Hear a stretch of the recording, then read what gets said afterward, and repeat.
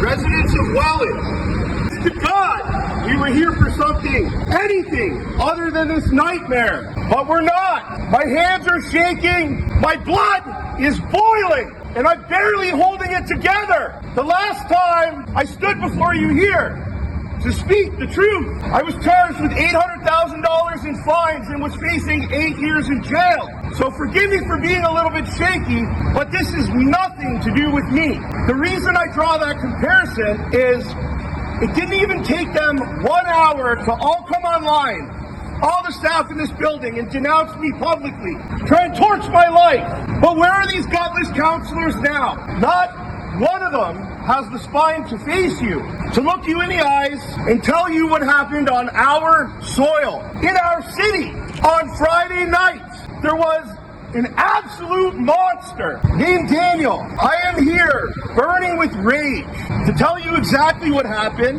and unfortunately, you're going to feel it rattle your bones. This man who struts around our city, proudly identifying himself as a transgender, smashed his way into a child's home in our community. He didn't knock. He didn't care. He came with evil in his soul, fully clothed, hunting for a victim. That victim was a 3-year-old child who danced through life, who probably sang with joy, whose smile, I'm sure, could light up the darkest of rooms. She was asleep, safe, or so she probably thought so, in her own home. But Daniel tore that safety to shreds. He unleashed a horror so vile, so depraved, it makes my stomach churn, my fist clench, just to say it. He choked this little 3-year-old girl so bad that her blood vessels popped in her eyeballs. He assaulted her with such brutality that no human should ever known, let a child. We need to put our foot down.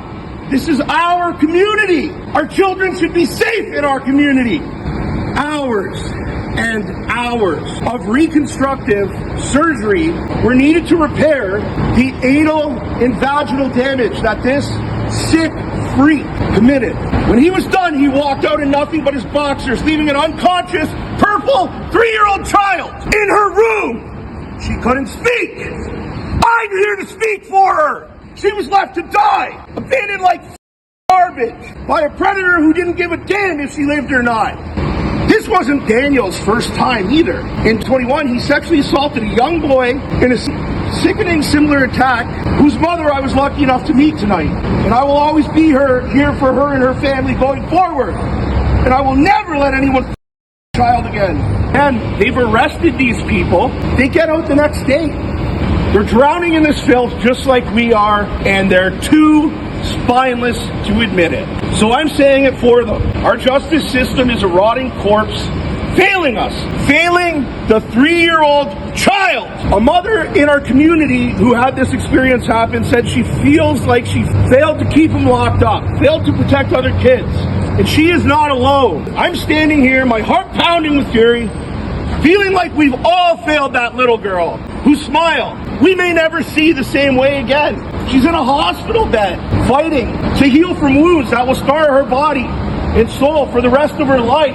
Wounds that will scar her body and soul forever. And we're left here choking on our rage, wondering how the hell this happened in our city. But let me make something very clear. Daniel and every other predator that lives in my city that's like him. Just because the police can't keep you caged, you fucking animal, just because the courts let you walk, doesn't mean you're untouchable. You are not safe in Welland.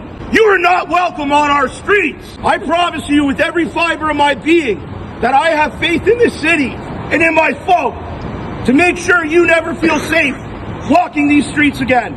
Don't you ever dare to touch a child or woman in my community again. You will face consequences so severe. Let that sink in deep. Take it for what you will.